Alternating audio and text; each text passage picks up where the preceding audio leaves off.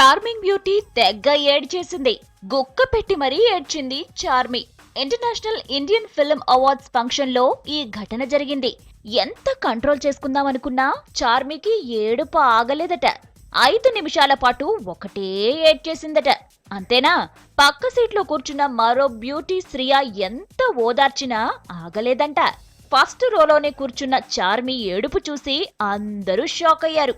Music director Devi Sri Prasad తన తండ్రికి అంకితమిస్తూ నాన్నకు ప్రేమతో మూవీలో రాసి కంపోజ్ చేసి పాడిన సాంగ్ ప్లే అయిన తర్వాత ఈ ఇన్సిడెంట్ జరిగింది.